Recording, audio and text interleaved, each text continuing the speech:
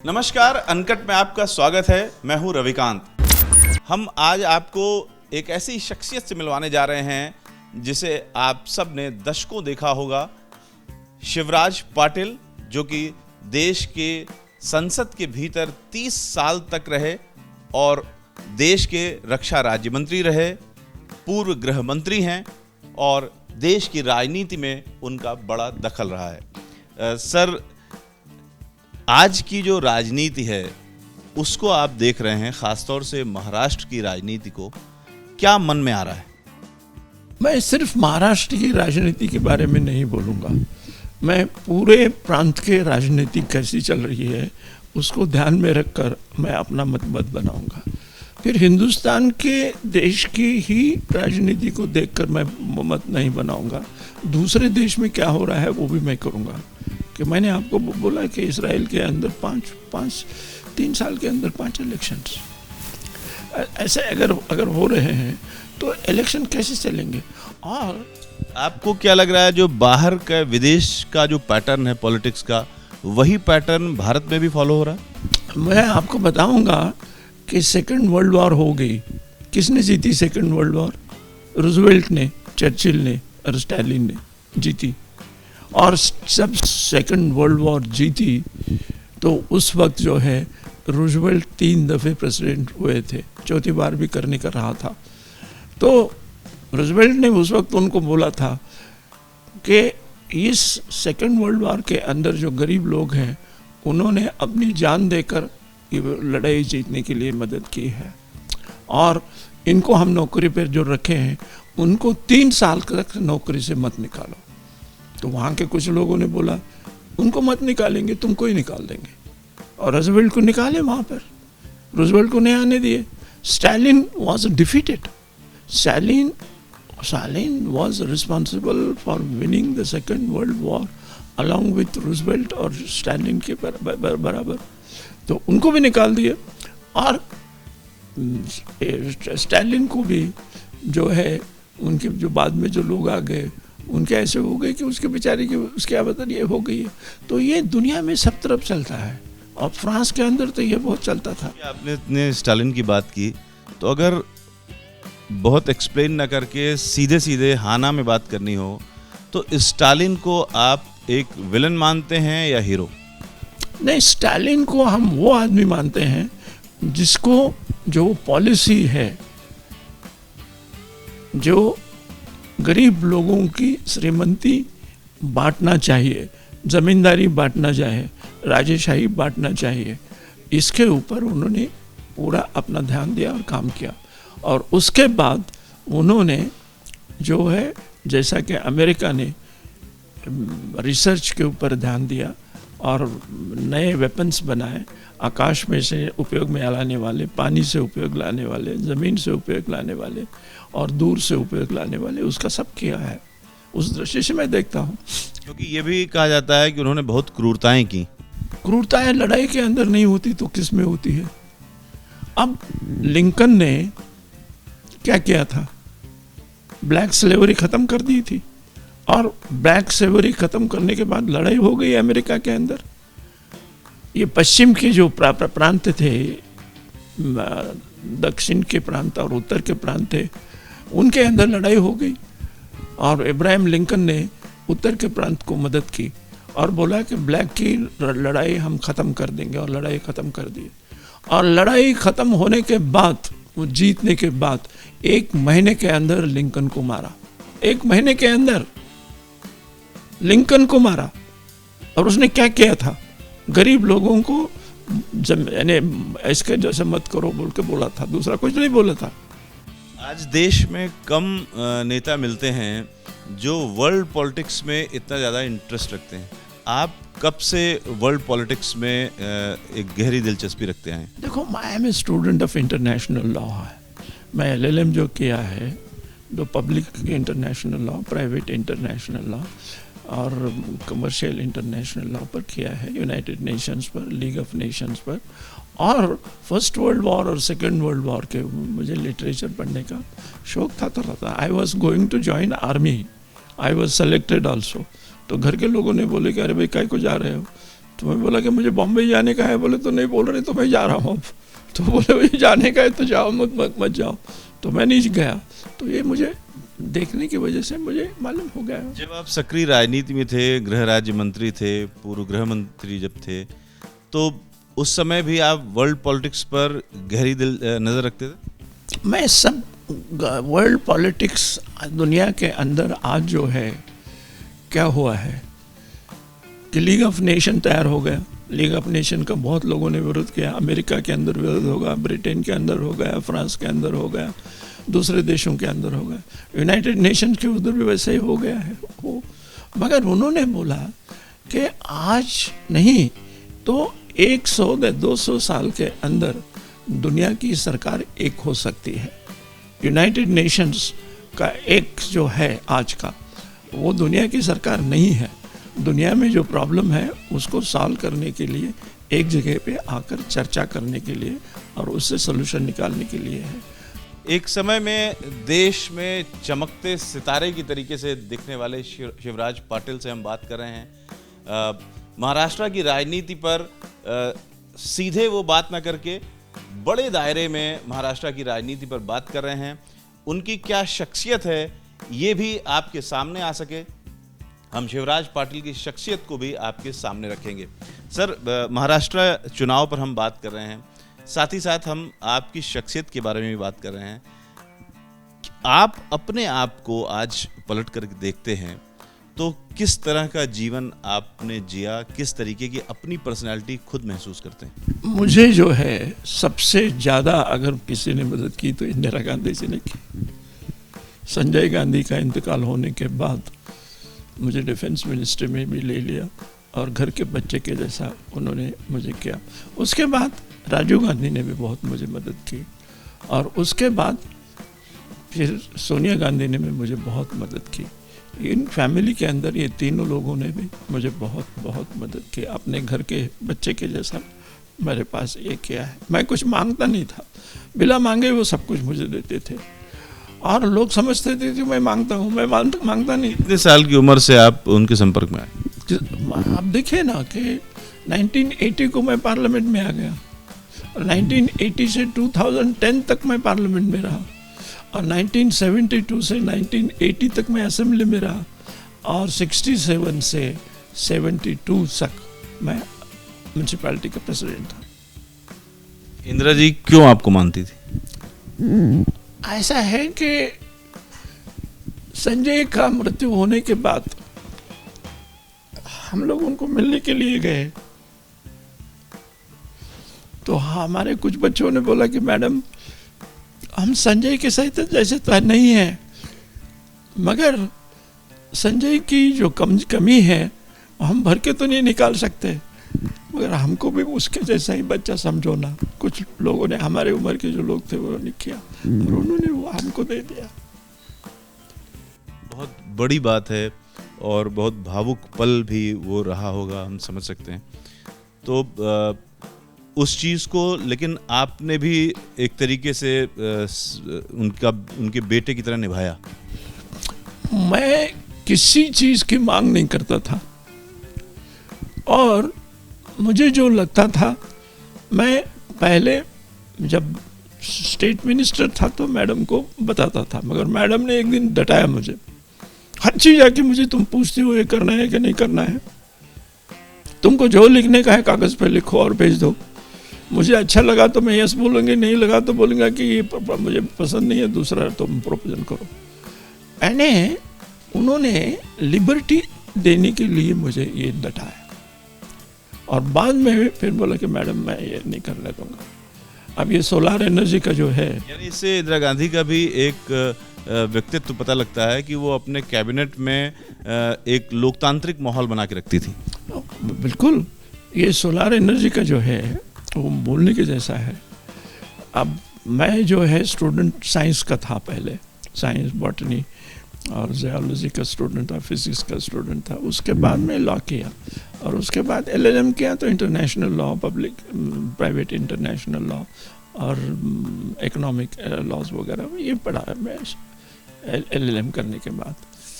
तो वो जो उनके साथ जो चर्चा करते थे उनको लगता था कि तुम इसके ऊपर सोचो, तुमको क्या करने का अच्छा लगता है मुझे बोलो, अच्छा रहा तो मैं हाँ बोलूँगी, नहीं रहे तो नहीं बोलूँगी। हर बात मुझे पूछकर तुम क्यों करते हो? जो कुछ करने का है बोलो पहले कागज़ के ऊपर। जो आपने अपने जीवन में काम किया इतने पदों पे रह करके, सबसे महत्वपूर्ण काम आपको क्या लगता है? कौन से योगदान आपको याद आते हैं जिन पर आपको गर्व हो? देखो, I wanted to join army, और मैं LLM करने के बाद पिताजी को बोला कि मैं बॉम्बे को प्रैक्टिस करने जा रहा हूँ। तो पिताजी बोले कि नहीं, अब तुम घर में आ जाओ, खेती भी देखो और लातूर के अंदर प्रैक्टिस भी करो, बॉम्बे को नहीं जाना है। तो मैं ये बोला कि मैं लातूर के कोर्ट में प्रैक्टिस नहीं करूँगा, मुझे दिल्ली में हाई कोर्ट में प्रैक्टिस करने का है। तो उन्होंने कुछ बोला नहीं है, मगर हुआ ऐसा कि वो बोलने के बाद जो है, हाई कोर्ट में प्रैक्टिस करने के बाद बोलने के बाद जो है, मैं लॉ कॉलेज को लॉ पढ़ाता था LLM के लिए औरंगाबाद में। एक दिन गया था तो मेरे दोस्त वगैरह थे, वो बोले कि तुम हमारे यहाँ पर जो एक प्रोफेसर है लॉ के, वो चले गए हैं, तुम पढ़ाओगे क्या? तो मैं बोला मैं LLB हूँ, LLM हूँ, मुझे तो वो लेंगे, मगर मुझे सीनियर बोल के तो नहीं लेंगे वो। तो वो प्रिंसिपल मुझे बोले कि तुम जो है पढ़ाओगे क्या यहाँ पर? तो मैं बोला पढ़ाऊँगा, मगर तुमको क्लास लेना पड़ेगा, अगर क्लास अच्छा लगा तो मैं उसका अपॉइंटमेंट दे दूंगा, नहीं तो नहीं दूंगा। तो मैंने मेरा क्लास ले लिया और बोला कि आई एम अपॉइंटिंग यू, तो वहाँ पर चला गया। अब घर के लोग बोलने लगे कि औरंगाबाद क्यों जाते हो, जाना है तो 1 साल 2 साल हमारे साथ रहो, 25 साल तक जो है पढ़ाई के लिए तुम लातूर में चले गए, हैदराबाद चले गए, बॉम्बे चले गए, अभी भी हमको छोड़ के जाते हैं और हम लोगों को काम को लगाते हैं, ये ठीक बात नहीं है। तो वो बोले कि कुछ दिन यहाँ पर रहो, उस बाद में तुम जाओ। मगर उसी ज़माने में मुझे सब लोग बच्चे जो है हमारे एज के, वो बोले कि तुम म्यूनसिपैलिटी का इलेक्शन लड़ो, और मैंने लड़ा और जीत के आ गया और मुझे प्रेसिडेंट भी बनाया फिर उन्होंने, तो वैसा हो गया। तो आपकी इंदिरा गांधी के अलावा देश में विपक्ष में और पक्ष में भी कौन से ऐसे नेता हैं जिनसे आप प्रभावित रहे और आप उनके संपर्क में भी रहे? पीवी नरसिंह राव हैदराबाद के थे, और हम लोग जो है पढ़ाई के लिए जो हैदराबाद में थे तो उनको हॉस्टल में वगैरह बुलाते थे और आते थे वो, और वो यहाँ पर आने के बाद फिर उनसे मैं बात करता था वगैरह वगैरह। अब उसके बाद जो है दूसरे जो नेता है उसके अंदर, अब वो मिसेस गांधी, फिर पीवी नरसिंह राव और Indrajit Gupta, he was a communist party leader, मगर वो one of the best speakers in Delhi Lok Sabha. तो मैं जो स्पीकर था तो मैंने बोला कि हर साल हम बेस्ट स्पीकर का प्राइज़ दे देंगे।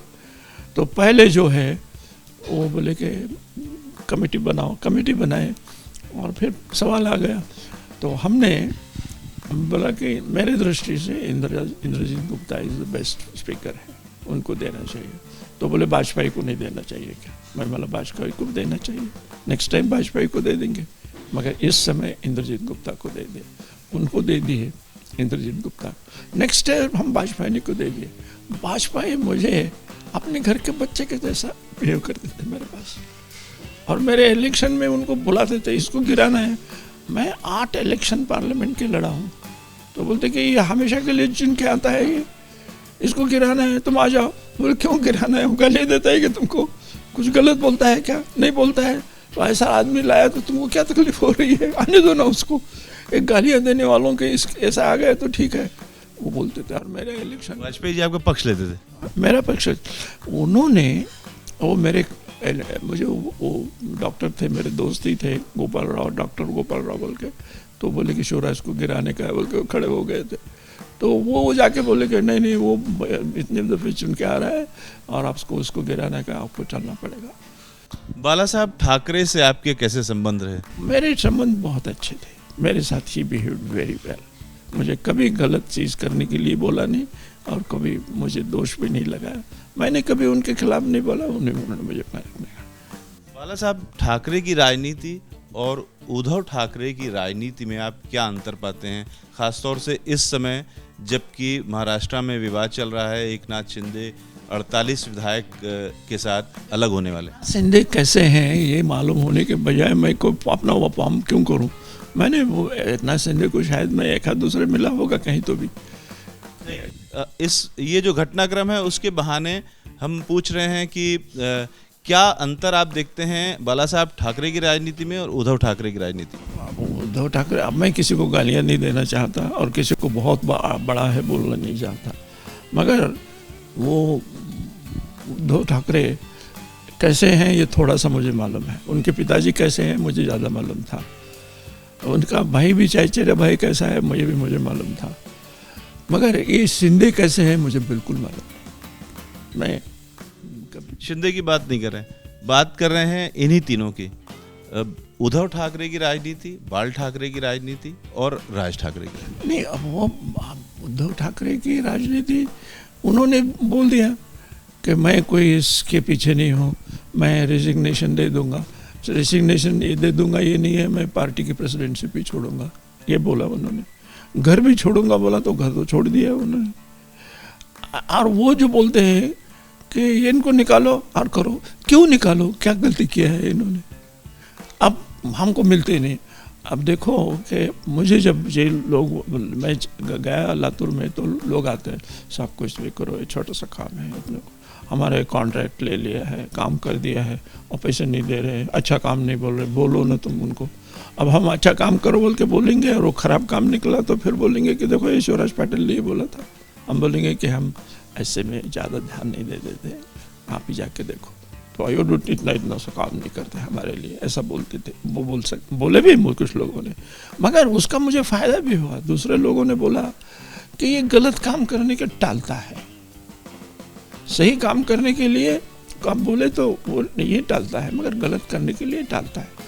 और इसकी वजह से मुझे इलेक्शन में कभी भी तकलीफ नहीं है। लास्ट इलेक्शन में तो प्रमोद महाजन था, वो प्रमोद महाजन जो था वो मेरे टीचर का बच्चा था, मुझे अंग्रेजी पढ़ाते थे लातूर में, उनका बच्चा था।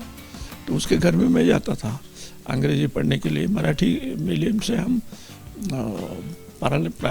प्रिलिमिनरी इसमें प्राइमरी में आए, असेंबली में भी आए, बाद में तो अंग्रेजी में आ गए, इंटरमीडिएट को, बीएससी को, एलएलबी को, मगर वो लोग आए। तो ये जो है ना, ये चीज़ें है ऐसी। तो मैं बोलता था कि ये तुम कैसे चुन के आते हो, तो मैं बोला कि देखो मैं यही चीज़ करता हूँ। प्रमोद महाजन से आपके संबंध ठीक नहीं रहे? नहीं, मेरे संबंध बहुत अच्छे थे, मगर वो बीजेपी का कट्टर था। वो मेरे साथ कभी भी झगड़ा नहीं किया। उसके पिताजी तो मेरे भी बच्चे के जैसा करते थे, मगर उसने झगड़ा नहीं किया, मगर था बीजेपी का वो मुझे बोलने लगा कि ये द्रविडियन लोग जो हैं यहाँ के हैं, आर्यन लोग जो हैं सेंट्रल एशिया से आ गए, तो उठ के खड़ा हो गया, बोला क्या बोलते हो तुम, आर्यन लोग यहीं के हैं, सेंट्रल एशिया से नहीं आए हुए हैं, ये क्या बोल रहे हो तुम, द्रविडियन यहाँ के हैं बोल के बोल रहे हो। तो दूसरे लोग बोले कि देखो एशिया के अंदर जो आए हैं वो चाइना से आए हैं, वो म्यांमार से आए हैं, वो उधर से आए हैं, ईरान से आए हैं, ये सब आगे गए हैं। तो बोले नहीं हम नहीं मानते हैं ये। महाराष्ट्र की राजनीति पे अगर बात कर रहे हैं हम लोग, तो बाला साहब ठाकरे की राजनीति को आप कैसे देखते हैं? बाला साहब राजनीति तो वो लड़ाऊ राजनीति थी। वो बोलते थे कि यहाँ के जो लोग हैं बाहर के लोगों को मत आने दो, यूपी के लोगों को मत आने दो, बिहार के लोगों को मत आने दो, गुजरात के लोगों को मत आने दो। अतः हमने बोला कि ये जो आप बोल रहे हैं उसको हम बोलेंगे कि ऐसा मत करो, बोले तो लोग बोले देखो ये हमारे लोगों को ये मत करो बोलते, मदद करो बोल देते। मगर हम जो है बॉम्बे का जो डेवलपमेंट हो गया, इंडस्ट्री बढ़ी, सिर्फ महाराष्ट्रियन की वजह से बढ़ी क्या? वो गुजरात की वजह से भी बढ़ी, राजस्थान की वजह से भी बढ़ी, कलकत्ते से के वजह से भी बढ़ी और यूपी के वजह से भी बढ़ी। और शुगर फैक्ट्री तो यूपी की वजह से यहाँ पर बढ़ी, और वो शुगर फैक्ट्री उन्होंने प्राइवेट की, महाराष्ट्र के अंदर हमने कोऑपरेटिव में। लेकिन ये बात सुनने को तैयार नहीं थे वो। नहीं, लोग बोलते हैं कि देखो हमारे बच्चों को बोल रहे तो ये बोलते हैं कि काय को आने दे रहे तुम, बिहार के लोगों को क्या आने देते हो, यूपी के लोगों को क्यों आने देते हो? उनको बोलो तुम्हारी ज़मीन नहीं है कि वहाँ पर जाकर रहो। अरे हिंदुस्तान सारा हमारा है। क्यों ऐसा करते थे बाल ठाकरे? बाल ठाकरे वो नहीं करते थे, लोग करते थे। बाल ठाकरे नहीं करते थे। वो बोलते थे कि मैं महाराष्ट्रियन लोगों को नौकरी नहीं है। एक किताब मेरे पास है, वो वहाँ पर है। और चरण सिंह की एक किताब मुझे कल ला कर दिया है। उन्होंने बोला है कि चरण सिंह की उन्होंने बोला है कि खेती करने वाले जो लोग हैं उनको नौकरी नहीं मिलती सरकारी। आप क्या कह रहे हैं कि जो यूपी वाले बाहर जाएं, ये सारा जो अभियान चलाया गया वो बाल ठाकरे की उसमें सहमति नहीं थी? क्या आप ये कह रहे हैं? नहीं, मुझे बाल ठाकरे ने बहुत बोला होगा ऐसा नहीं लगता है। वो बोलते थे महाराष्ट्रियन लोगों को मदद करने का है, यूपी के लोगों को मदद मत करो बोलते थे। बाकी के लोग बोलते थे कि यूपी के लोग लाए तो महाराष्ट्र के लोगों को नौकरी नहीं मिलेगी। अब देखो land reforms in UP and kulaks, हाँ, चरण सिंह की। टीवी पे दर्शकों को भी दिखा देते हैं कि इस किताब की चर्चा कर रहे हैं शिवराज पाटिल। तो क्योंकि ये पूरा देश ये जानता है और ये एक आम सहमति है कि बाल ठाकरे विरोध करते थे यूपी बिहार से आने वालों का। बाल ठाकरे करते थे ऐसा मैं नहीं बोलूँगा, लोग करते थे ऐसा मैं बोलूँगा। बाल ठाकरे उकसावा देते थे? उसको बोलते थे कि हमको महाराष्ट्रियन लोगों को मदद करने का है, मगर यूपी के लोगों को मदद मत करो, ऐसा नहीं बोलते थे वो। मैंने तो नहीं सुना था, आप किसी वक्त को किए होगे तो मालूम नहीं मुझे। उनकी इस बात का दूसरा पक्ष जो है वो लागू किया गया। कौन सा? कि यहाँ के ही लोगों को मदद किया जाए, इस पर जोर देते थे। चूँकि महाराष्ट्रियंस को मदद किया जाए इस पर जोर देते थे। इसका लोगों ने नतीजा ये निकाला, शिव सैनिकों ने, कि जो बाहर से आ रहे लोग हैं उनको उनका विरोध किया। अब ये शिवसेना के लोगों ने नहीं किया है, शिवसेना लोगों ने ही के अंदर ही, और दूसरे लोगों को भी ये है कि बाहर के लोग, बिहार से यूपी के लोगों को यहाँ पर आने के बाद नौकरी तो नहीं मिलेंगे महाराष्ट्रियन लोगों को। तो शिवसेना बाल ठाकरे के खिलाफ नहीं थी। अब ये जो चीज है ना, अब इसके झगड़ा नहीं करने का है। ठीक है, एक उग्र राजनीति थी बाला साहब ठाकरे की, और वो उनको क्या बोलते थे कि कांग्रेस जो है ये कर रही है, और वहाँ की वो जो टेक्सटाइल इंडस्ट्री थी वो पूरा मदद करती थी उनको।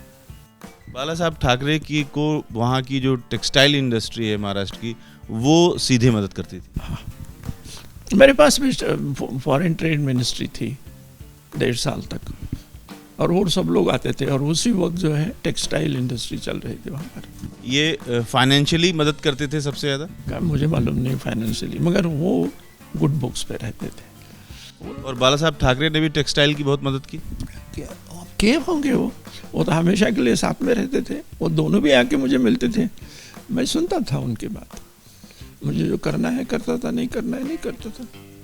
शिव सैनिकों पर किस तरह वो पकड़ बनाए रखते थे, किस तरह जादू चलता था? शिवसेना के ऊपर पकड़ नहीं थी, कांग्रेस की पकड़ थी।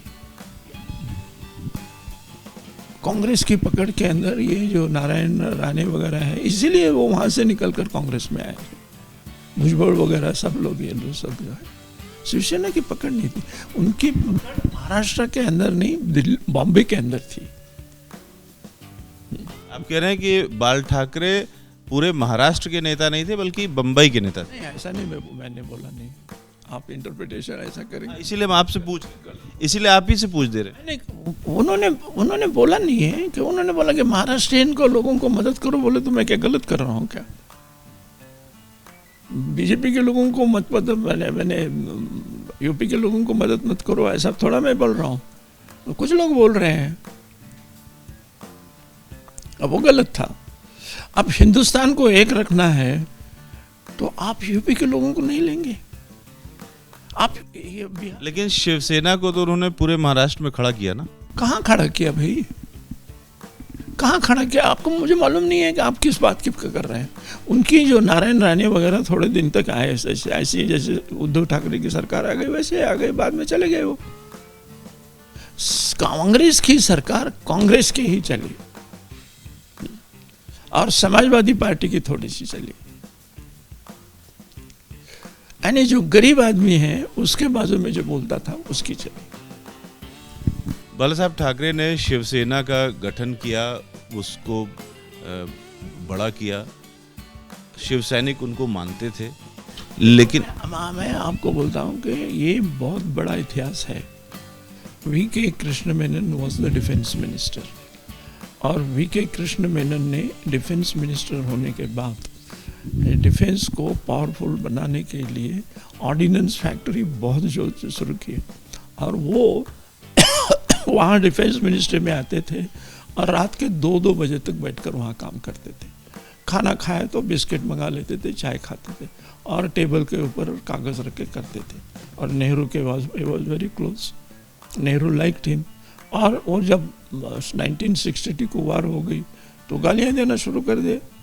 वी.के. कृष्ण मेनन ने कुछ भी नहीं किया बोल के, वो बोले कि वो क्या करेंगे, जहाँ पर सैन्य नहीं है वहाँ पर ये चाइना ने आक्रमण किया था, आप उसको गालियाँ दे रहे हैं। वो अब आप जो लड़ाई करने जाएंगे तो दूसरे देश के ऊपर हमला कर रहे हैं, तो जो वहाँ कमज़ोर है वहाँ पर जाके करोगे, वही उन्होंने किया है।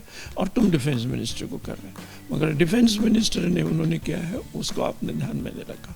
वो क्या, उन्होंने ऑर्डिनेंस फैक्ट्री सबसे ज़्यादा उनके किया, और उन्होंने किया। तो फिर वी.के. कृष्ण मेनन ने बोला कि तुमको नहीं, अगर तुम वी.के. कृष्ण मेनन को नहीं निकाले तो हम तुमको निकालेंगे। पंडित आपकी बहुत सारी महत्वपूर्ण बातों पर हम आएंगे। पहले कुछ ख़त्म कर लेते हैं बाला साहब ठाकरे और उद्धव की बात। बाला साहब ठाकरे की ओवरऑल पर्सनालिटी को आप कैसे देखते हैं? मैंने बोला ना आपको कि ही वॉज, यानी Uddhav Thackeray was not as oppose to use to strong words or some projects to do certain things, whereas Thackeray बोलते थे कि करना पड़ता है पॉलिटिक्स, इतना है। मगर उन्होंने भी दूसरों को तकलीफ दिया, ऐसा मुझे नहीं कहा, मैं नहीं कहता हूँ। उद्धव ठाकरे को बाल ठाकरे की अपेक्षा एक कमज़ोर नेता मानेंगे आप? मुझे वो उद्धव ठाकरे का तो मुझे थोड़ा सा मालूम है, मगर उनका मालूम नहीं है ना वो कितने मजबूत नेता है। और हम उद्धव ठाकरे की बात कर रहे हैं कि उनकी राजनीति को आप कैसे देखते हैं? उनकी राजनीति वो जेंटलमैन की राजनीति थी, उनकी राजनीति उद्धव ठाकरे की चर्चिल की जैसी राजनीति थी, चर्चिल नहीं थी। उनकी राजनीति थोड़ा सा ये थी, सोफिस्टिकेटेड और स्ट्रॉन्ग वर्ड्स की थी, ये करना पड़ता है इसके अंदर। तो अब हम आप पर बात करेंगे। आपने जो सक्रिय राजनीतिक जीवन जिया उसमें आपको सबसे महत्वपूर्ण बातें जो आपने देखी या आपने की, वो कौन सी बातें हैं जो आपको आज याद आती हैं और आपको लगता है कि वाकई उस समय देश की सबसे बड़ी बातें थी? एम्प्लॉयमेंट गारंटी स्कीम हमने 1973 में महाराष्ट्र में शुरू की। Employment guarantee scheme Yashwantrao Chavan ने और पागे बोल के हमारे वहाँ के अपर हाउस के चेयरमैन थे, उन दोनों ने उनकी कल्पना थी और हम लोगों को लिया था उस वक्त उस कमेटी के अंदर। हम लोग बच्चे लोग थे, नौजवान थे, तो ये बच्चों को बोले तो हमारे बात सुनेंगे बोल कर हमको ले लिया। एम्प्लॉयमेंट गारंटी स्कीम हमने वहाँ पर शुरू कर दी और वो 40 साल तक वो चलती रही और सोनिया गांधी ने उसी स्कीम को पूरे हिंदुस्तान के अंदर लागू किया, पूरे स्टेट के अंदर लागू किया और कहा कि इसका पैसा भी हम तुमको दे देंगे, एम्प्लॉयमेंट गारंटी का पैसा। और उन्होंने कहा कि ये जो पैसा है कितना हर गांव को लगेगा इसका पहले हिसाब किया जाएगा। वो जो है तहसीलदार जो है हर गांव में जाकर वहाँ पर किस प्रकार का काम निकल सकता है वो देखेगा, कितने लोगों को काम दे सकता है वो देखेगा। रोजगार गारंटी योजना एक शानदार काम रहा। उसके अलावा अगर हम आपके संबंधों की बात करें, आपकी उस समय की राजनेताओं की, तो इंदिरा गांधी के अलावा संजय गांधी से आपके कैसे संबंध थे? संजय गांधी के मेरे बहुत क्लोज संबंध नहीं थे, नमस्कार वगैरह करते थे। तो मैं आया, वो लोग थे और वो ये करते थे। अब मैं जो स्पीकर था महाराष्ट्र के, इसलिए मुझे फर्स्ट रोज में बिठाते थे, मगर ये लोग पीछे बैठते थे, उनकी झगड़े वगड़े चलते थे दोस्तों। करीब कितने साल संजय गांधी से आपका आमना सामना हुआ? साल 2 साल के अंदर का साल। किस तरह से संजय गांधी की पर्सनैलिटी को आप लेते हैं? मेरे साथ उन्होंने कभी बुरा नहीं किया और उन्होंने कोई ख़ास दोस्ती भी नहीं की। किसी और के साथ उनका बिहेवियर? किसका? संजय गांधी का बिहेवियर सुनते हैं कि काफ़ी रूड रहता था मंत्रियों के साथ। नहीं, आई डोंट थिंक सो। अब कुछ तो मैं बोलते होंगे तो वो होता होगा, मगर वो ऐसा मुझे तो कुछ नज़र नहीं आया। इंद्र कुमार गुजराल साहब ने भी कुछ अपनी बातें बताई। इंद्रजीत गुजराल की बात अलग थी। इंद्रजीत गुजराल जो है वो मिसेस गांधी के साथ मिनिस्टर थे और Sanjay Gandhi was very young at that time and he was उनके नहीं जमी, तो उनको फिर सोवियत यूनियन को भेज दिया था, उनको एम्बेसडर बोल के, और 20 साल तक एम्बेसडर है वो सोवियत यूनियन। बाद में वो आ गए वहाँ पर। मैं तो उनके पास बहुत दफ़े गया था सोवियत यूनियन में, क्योंकि डिफेंस मिनिस्ट्री का काम रहता था तो जाना पड़ता था, कॉन्फ्रेंसेस वगैरह होती थी। ये तो कहा जाता है कि संजय गांधी इंदिरा गांधी पर ज़रूरत से ज़्यादा प्रभाव रखते थे। आई डोंट थिंक, मुझे तो कभी ऐसा नहीं लगा। किस तरह लेंगे जो आप एक अपने से देखते रहे हैं, तो संजय गांधी की राजनीति और उनकी पॉलिटिक्स, उनका स्वभाव वो ऐसा है कि देखो, कुछ लोग जो है बोलते हैं कि पॉलिटिक्स के अंदर झगड़ा करके काम करने के बजाय समझदार बना से काम करें, डटाने के बजाय उसको समझा कर काम करें, ये एक तरीका हो गया। अब उसमें कुछ लोग बोलते हैं कि नहीं पॉलिटिक्स में तो करना ही पड़ता है, पॉलिटिक्स इज एन एक्टिविटी, उसके अंदर पावर का इस्तेमाल होता है, पैसे का इंतज़ाम होता है, पावर का इंतज़ाम होता है, वगैरह वगैरह वगैरह, तो वो लोग करते थे। आप जिसके उसके रहे वो समझते। संजय गांधी की मौत पर काफ़ी विवाद भी हुए। ये कहा गया कि इंदिरा गांधी दोबारा गई सफदरजंग और उनकी घड़ी ले लिया, उसकी घड़ी में कुछ राज थे, इस तरीके से तमाम बातें होती थी। इस पर क्या कहें? घड़ी के अंदर राज थे, तो ये आप पहली बार हमको बोल रहे हैं। हम ये तमाम बातें सोशल मीडिया पे चलती हैं, सोशल मीडिया पे चलती है, इलेक्ट्रॉनिक्स पे चलती है, किसी को पकड़ना है किसी में तो आप वो लोग बोलते रहते हैं उसको। इन सब ये सारी बेसलेस, आपके अनुसार ये सब बेसलेस? मुझे तो इसमें बिल्कुल भरोसा नहीं है ऐसा हुआ। 2 चीज़ें यहाँ पर की उस वक्त, एक चीज़ जो है एम्प्लॉयमेंट गारंटी स्कीम महाराष्ट्र की, और दूसरा mid day meal of Tamil Nadu की रामचंद्रन ने किया। ये दोनों भी चीज़ें जो है पूरे हिंदुस्तान के अंदर लागू की गई है, पूरे हिंदुस्तान के अंदर लागू किया। इंदिरा जी ने लागू किया उसको पूरे हिंदुस्तान के अंदर, और उसका पैसा भी यहाँ से दिया गया।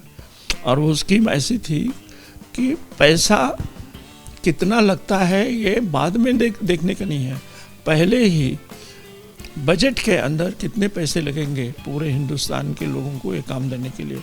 इसके लिए तहसीलदार कलेक्टर को बोला जाए कि तुम वहाँ पर तुम्हारे ज़िले में कितने लोगों को काम मिलेगा, किस प्रकार से काम मिलेगा, वो काम करने के लिए कैसे इम्प्लीमेंट लगेंगे, और वो काम करने के बाद जो है अगर कुछ तकलीफ हो गई तो क्या करना पड़ेगा, ये सारा चीज़ें बनाएंगे। और इसको कितना पैसा लगता है, वो पैसा जो है बजट में लेते थे, फिर फाइनेंस मिनिस्ट्री को जाता था, और उसके बाद जो है वो पैसा कलेक्टर को भेजा जाता था। हम लोग कलेक्टर जो वो पैसा जो है तहसीलदार को देते थे, और तहसीलदार जो है उस पैसे का मांगते बराबर देते थे। और एम्प्लॉयमेंट गारंटी स्कीम हमने जो बनाई, मैंने ही पायलट किया था वो एम्प्लॉयमेंट गारंटी स्कीम का। मैं बोला हम नए लोग आ गए हैं, मैं चलाऊँ क्या? अरे चलाओ, क्या है बोले। अब वो पागे साहब बोले तो मैं तो नहीं कर सकता, मैं तो प्रिसाइडिंग ऑफिसर हूँ, तुम तो वो ये बोलो। I had piloted. उसमें उन्होंने बोला था कि ये पैसा उनको देंगे, उस वक्त जो चीज़ें इस काम को लगते हैं वो भी रहेगा, कौन सा काम लगता है वो भी रहेगा, और उसके बाद जो है पैसे के लिए काम नहीं है बोल के नहीं रहेगा।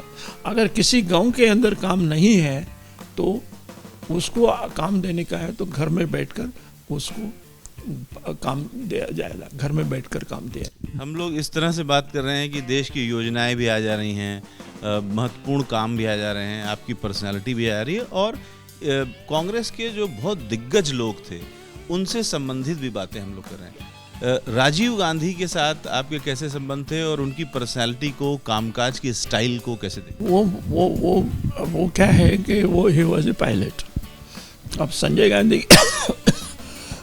ऐसे काल की बात जो है, बहुत लोगों ने बोला कि राजीव गांधी को रिजाइन करना चाहिए और मिसेस गांधी को मदद करना चाहिए। संजय गांधी मदद करते थे। अब घर का आदमी रहा तो फाइल्स वगैरह देखना करने में बहुत मदद होती है। तो उन्होंने नहीं बोला था मैं नहीं करता हूँ, तो मुझे बोले कि तुम बोलो जाके इंदिरा गांधी को कि ये ऐसा मारा। हमने बोला मैडम अब हम तुम्हारे जैसे बच्चों के जैसे हैं, मगर घर का बच्चा जितना आपको समझता है उतना हम लोग नहीं समझ सकते, और उसको ले लो तुम साथ में। संजय तो था आपके साथ, अब ये आ गए तो आपको बहुत मदद हो जाएगी। तो ये संजय गांधी जी के जाने के बाद और फिर उन्होंने ले लिया, लेकर जो है he was made the youth Congress के सेक्रेटरी जनरल बनाया उनको। राजीव गांधी की इच्छा थी रिजाइन करने की पायलट से? राजीव गांधी बोला कि मुझे नको, ये सब कुछ नको, मगर बाकी के सब लोगों ने बोला ये नहीं चलेगा, तुमको आना ही पड़ेगा, यू हैव टू रिजाइन। यानी इसके राजीव गांधी के राजनीति में आने की शुरुआत न इंदिरा गांधी ने की न राजीव गांधी ने की, आप लोगों ने की। हम लोगों ने क्या है, हम लोगों ने बोला कि देखो Sanjay Gandhi was all the time with you, he was helping you, हम लोग भी हेल्प कर सकते। और कौन कांग्रेस के नेता थे आपके साथ जो इसको इनिशिएट कर रहे थे? मैंने किसी के नहीं, ये कुछ वो जो फाइनेंस सेक्रेटरी वगैरह जो थे वो बोले शिवराज तुम बोलो जरा मैडम को, वो तुम्हारी बात सुनेंगे ऐसा हमें लगता है। तो मैं जाके बोला मैडम कि आपको इंटरनेशनल चीज़ें देखना है, नेशनल चीज़ें देखना है। तो ये कहा जाए कि शिवराज पाटिल ही राजीव गांधी को कांग्रेस में के राजनीति में लाने वाले थे? ना, बिल्कुल नहीं, मेरे बोलने से कुछ हुआ है ऐसा मैं नहीं बिल्कुल बोलूँगा। इंदिरा गांधी को भी लगता होगा, मगर उनको लगता होगा कि अगर वो नहीं बोल रहे हैं तो नहीं है।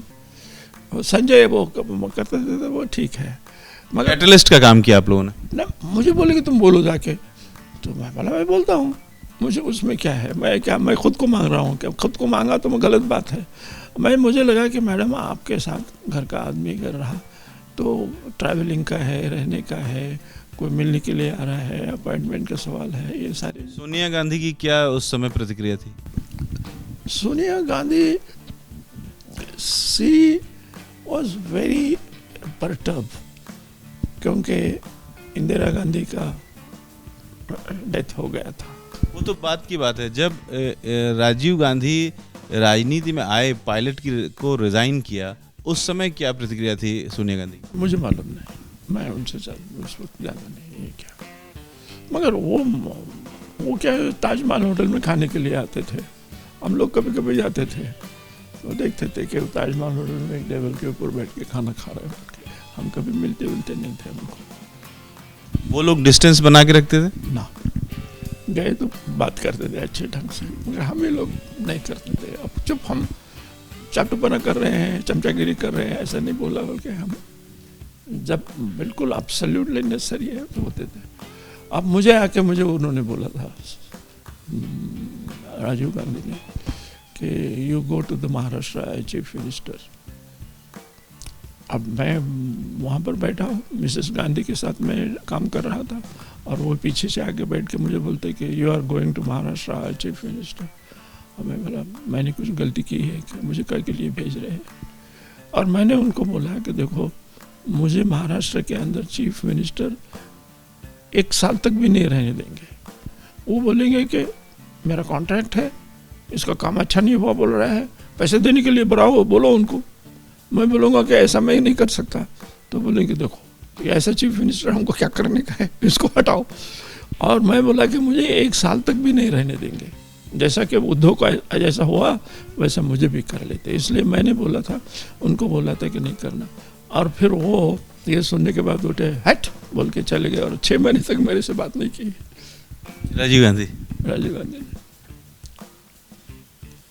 मगर तो really wanted me to go to Maharashtra, मगर आई वॉज अनविलिंग। और मैं जानता था कि मैं तो 8 साल वहाँ पर रहा था, और मुझे मिनिस्टर्स कैसे बिहेव करते हैं, मेंबर्स कैसे बिहेव करते हैं। राजीव गांधी एक जेंटलमैन की छवि उनकी रही है, कभी गुस्सा करते हुए देखा उनका आपने? मेरे साथ तो नहीं, मेरे साथ तो कभी नहीं, मेरे साथ किसी ने भी गुस्सा नहीं किया। इंदिरा गांधी ने कभी नहीं? इंदिरा गांधी ने मुझे डटाया था वो सोलर एनर्जी के लिए, सोलर एनर्जी की conference, international conference. Indira Gandhi को गुस्सा कब आता था? नहीं, कभी भी नहीं आता था। वो गुस्सा जो है वो आर्टिफिशियल था, मगर कभी भी नहीं आता था। और उनके गुस्से से अपने को नहीं लगता कि वो अपने को कुछ तो भी डाउन कर रहे, ऐसा नहीं लगता था। ऑपरेशन ब्लू स्टार एक गलत फैसला था सेना को अमृतसर भेजना टेंपल में? देखो क्या है कि ये बात जो है, Sundar ji was the chief of the vice chief of the army, तो वो वहाँ पर जो है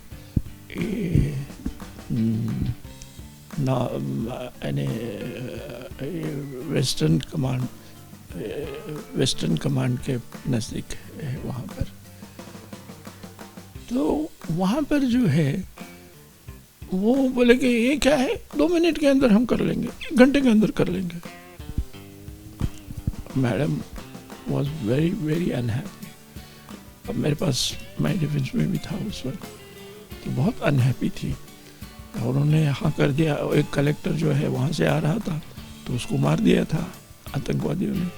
और वो बोले कि हम ये करेंगे, और कर 3 दिन तक चला वो, और फायरिंग हो गई। और फायरिंग हो गई, फिर दीवार पर आ गए वो छाले वगैरह वगैरह। और फिर लोगों ने भी शुरू किया, देखो हमारे मंदिर पर ये करना शुरू किया। और वो was made a reason to attack her. ये कैसा रहता है देखिए। एक ब्रीफिंग के आधार पर गलत असेसमेंट हो गया इंदिरा गांधी से। इंदिरा गांधी से नहीं, मिलिट्री के लोगों से, सुंदर जी की तरफ से उन्होंने बोला। और वो मुझे भी लगता था कि अब ये अंदर रह रहे हैं और वो दीवारों के पीछे हैं और वहाँ से फायर कर रहे हैं और हम बाहर से फायर कर रहे हैं। आज लगता है कि अगर धैर्य रखा गया होता तो 4-5 दिन 1 हफ्ते लगा करके यही काम किया जा सकता था, लेकिन धैर्य से। देखो इसका मतलब मैं इंदिरा गांधी ने गलत किया, सुरजेवाला ने गलत किया, ऐसा भी उसका इंटरप्रिटेशन लोग कर सकते हैं। मुझे ऐसा नहीं लगा। इन्होंने बोला कि ये एक कलेक्टर को मार दिया है और अंदर बैठे हुए तो निकाल के लाएंगे। अब वो कमांड है, वो वेस्टर्न कमांड है। वो वेस्टर्न कमांड के अंदर वो he was the main of the western command थे, वो सुरजेवाला वगैरह सब। और उन्होंने किया था वो। और उसके बाद he was very very unhappy. मगर क्या करेंगे, एक दफे हाँ बोलने के बाद। इंदिरा गांधी के जो बड़े काम हैं, तमाम हैं, उनमें आपको 2-3 अगर गिनाना हो तो क्या कहें? गिराना है क्या?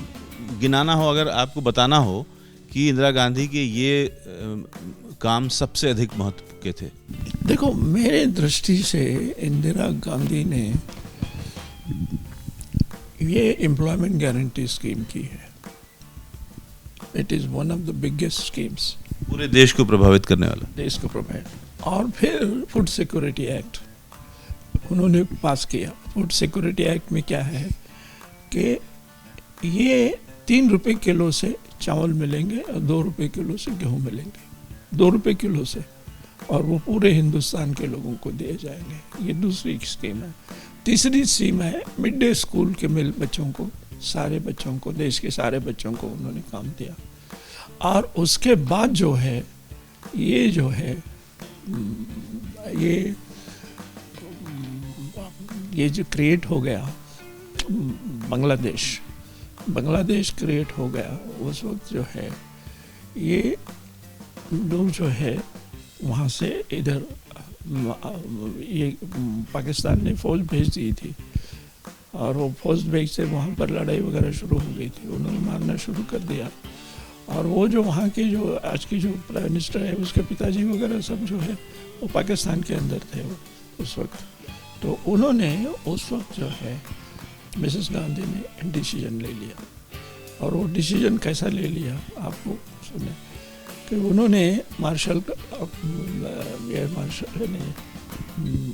ला को ये थे चीफ ऑफ द आर्मी थे, उनको बुलाया था। वो थे जगजीवन राम थे, और उसके बाद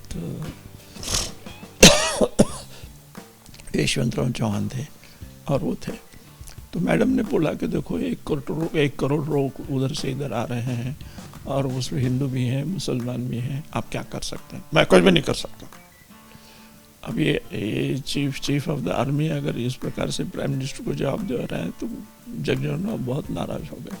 मैं बोला हमने तो गलती की तुमको चीफ ऑफ आर्मी बना के, तुम प्राइम मिनिस्टर की मीटिंग के अंदर इस प्रकार से जवाब देते हो। मैं कुछ नहीं कर सकता बोल के, अगर कोई डिफिकल्टी है तो समझाओ, बोलो, फिर करो।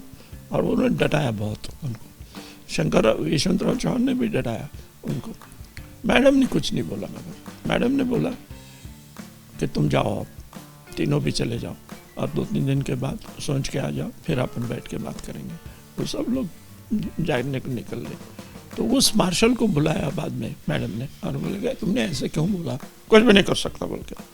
तो बोला कि मैडम कि I am the chief of the entire army, और बांग्लादेश के अंदर जो है वो ईस्टर्न कमांड का जो मेन है, उसको मैं बात करने के सिवा मैं ये करूँगा वो करूँगा बोलना गलत होगा।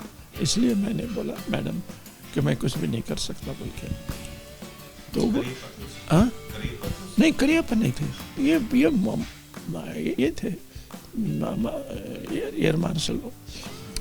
तो वो उन्होंने बोला कि ये तो बात ठीक है। उन्होंने बोला तो कितने दिन में आओगे? तो मुझे 1 महीना दे दो बोले, मैं 1 महीने के अंदर आकर आपको बोलूँगा। तो तुम 1 महीना लेते हो डिसीजन लेने के लिए? तो बोले एयर चीफ मार्शल से बात हो रही थी। एयर चीफ मार्शल नहीं, चीफ ऑफ द आर्मी के। हाँ, तो वो बोले कि तुम ये कर रहे हो। तो उन्होंने बोला कि देखो ये बात गलत है, इतना 1 महीना का किस लिए दे दूँ, हम तुमको दे दें। वो बोला कि मैडम पूरा हिमालय की मिट्टी जो है गंगा और यमुना के अंदर से आकर बिहार के अंदर और बंगाल के अंदर जमा हो गई है, और ये मिट्टी जो है 15-15, 20 फीट, 30-30 फुट खोल है, और बारिश जब होती है तो वो सब कीचड़ हो जाता है वो। और अगर मैं टैंक लेके जाऊं तो मेरा पूरा का पूरा टैंक वो कीचड़ के अंदर दब जाएगा, और मुझे अगर लड़ाई करने का है तो मैं टैंक से नहीं कर सकूंगा, मुझे एयरक्राफ्ट से करना पड़ेगा। और इसलिए मैं बोल रहा हूँ।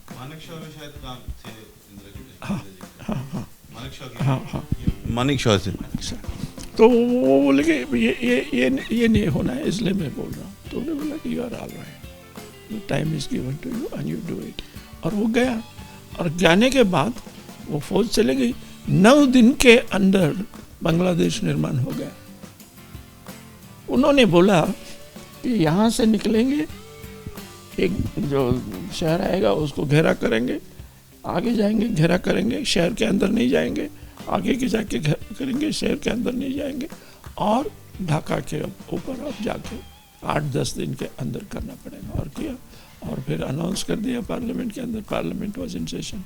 आई am very happy to inform you that this has happened. Congress के अंदर आपकी किससे सबसे ज्यादा अनबन रही? मेरी किसी से भी नहीं, किसी से भी नहीं, not even a single person. Pranab Mukherjee से कैसे संबंध है आपके? मेरे अच्छे संबंध है। वो बोलते थे कि बच्चे लोग हैं, हम जूनियर थे ना।